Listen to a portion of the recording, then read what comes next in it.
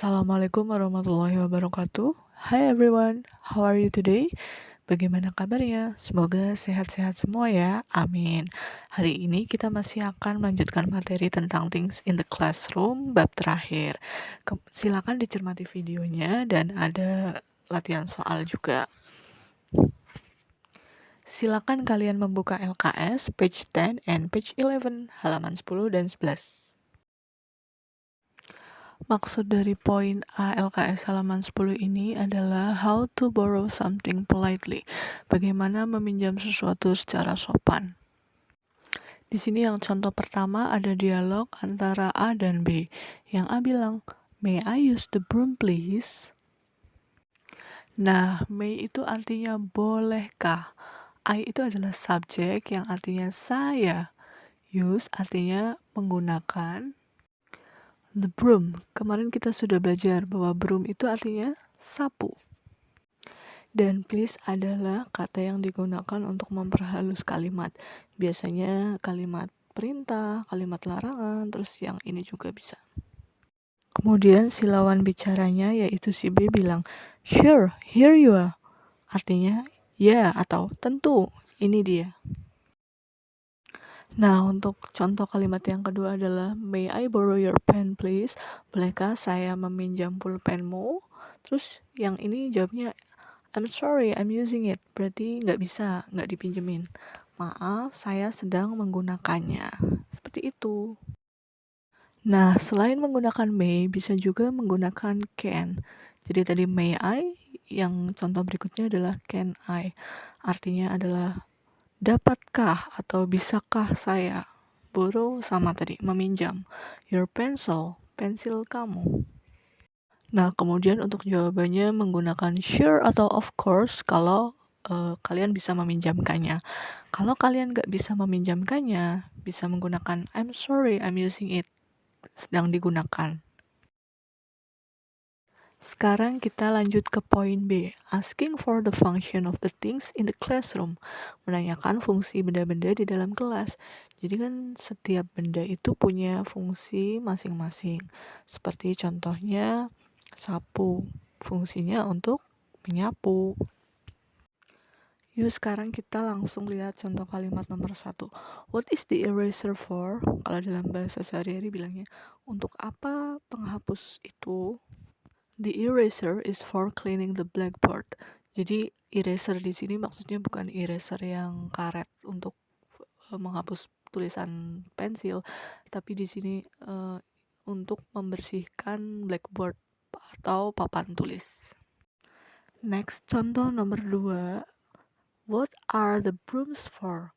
Kalau tadi pakainya is, kalau sekarang pakainya are, karena subjeknya itu the brooms, ada S-nya, berarti sapu. Sapunya itu lebih dari satu. Kalau tadi the eraser itu penghapusnya itu cuma satu. Kemudian jawabnya adalah the brooms are for sweeping the floor. Untuk apa sapu-sapu itu? Jawabnya sapu-sapu digunakan untuk menyapu lantai. Dalam menyatakan kegunaan atau fungsi-fungsi benda tadi, kita menggunakan pola kalimat for plus verb ing atau kata kerja bentuk ing. Pokoknya habis for itu tadi plus cleaning atau for sweeping. Nanti setelah kita banyak berlatih, insya Allah kita akan paham kok bagaimana cara Pembahasan terakhir hari ini adalah questioning for things atau menanyakan suatu benda. Contohnya langsung, what is this? What is this itu artinya apa ini? Misalnya kalian berdua sama teman kalian, terus kamu tanya, what is this? Apa ini? Nah, teman kamu jawab, this is a cap. Ini adalah sebuah topi.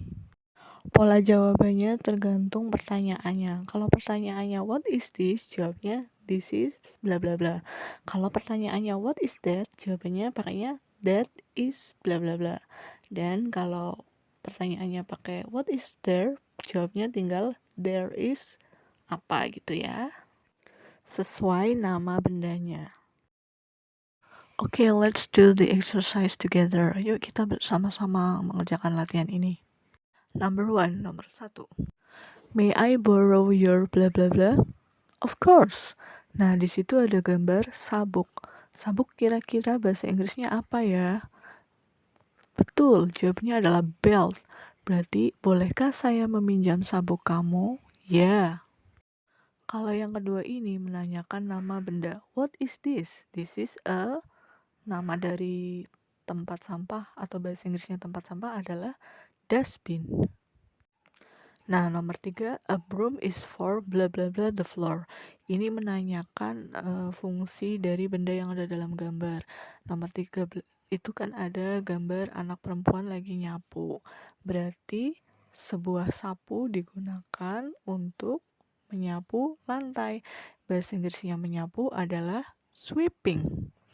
Kalau cleaning itu adalah membersihkan, reading itu artinya membaca, dan writing itu artinya menulis. Selanjutnya, Johnny is cleaning the. Johnny sedang membersihkan. Nah, itu adalah gambar dari papan tulis. Bahasa Inggrisnya adalah blackboard. Yang terakhir, you write using a. Kamu menulis menggunakan sebuah. Di situ gambarnya adalah pensil dan bahasa Inggrisnya adalah pencil. Betul.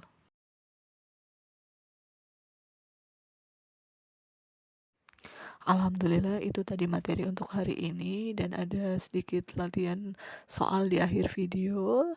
Thank you for your attention. Terima kasih atas perhatiannya. Mohon maaf kalau videonya masih banyak kekurangan. Ketemu lagi minggu depan. See you next week. Wassalamualaikum warahmatullahi wabarakatuh.